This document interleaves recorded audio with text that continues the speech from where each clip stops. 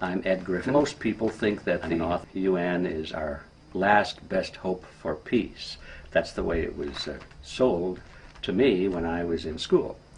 It was offered as an organization where different nations could come together and work out their problems and their grievances in a peaceful manner, and be a means of reducing. In reality, the United Nations is the seat of what the member governments hope will become a true world government.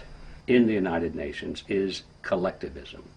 It's a word that probably needs to be defined for our purposes here, but in general it means a totalitarian, a system of concentration at the top and the people being at the bottom being ruled. Collectivism is the philosophy of big government and small people. It's a philosophy that supposedly all of this is being done in the name of society. In other words, it's for the greater good of the greater number, supposedly. If aliens ever took over the UN and read their archives, they would surely conclude that Israel is the most evil country. North Korea and Pakistan would be seen as good vacation spots. Am I exaggerating? Let's take a look at some facts about the UN. There are 193 members in the UN. Less than half of them are free countries. Many of them are perpetrators of the worst crimes. That's the philosophy that's built into the United Nations from top to bottom.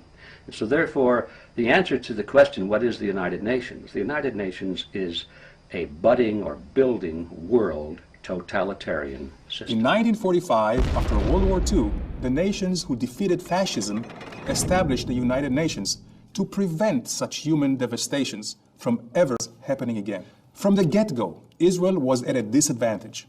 Muslim and Arab member states outnumbered it and tried to isolate it by threatening Israel's allies with embargoes. And if that weren't enough, Arab, Muslim, and Third World non-aligned countries united into a powerful voting bloc with an automatic majority. Their shared goal was to discredit the U.S. and delegitimize Israel. All you say, well, it's for the greater good of the greater number.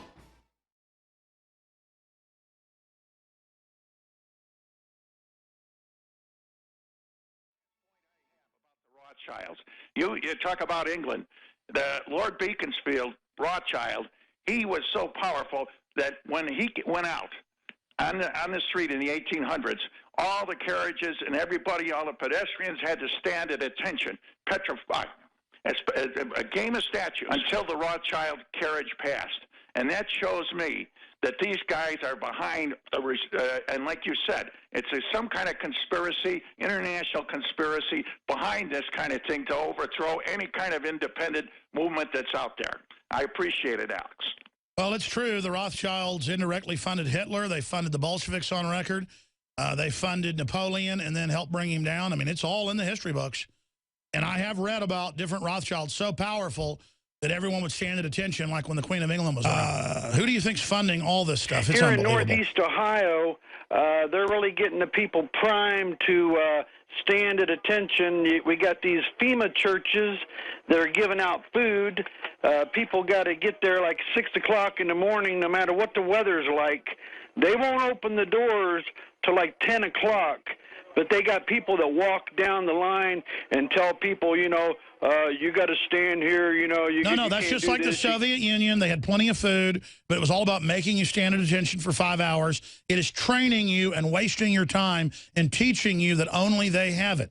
In Venezuela, they make the children pray to Jesus when they're hungry in the morning, and then no milk or cereal is given. Then you pray to Chavez, the milk and cereal is given. And also, Alex, they're buying up these parks. They're creating parks, but the strange thing about it, they have a road going through them, but the road has always got a barrier that's closed. And I believe that they're going to convert some of these parks into... Well, sir, your gut is right. It's on record that the major sports stadiums and major parks are designated as emergency centers under FEMA.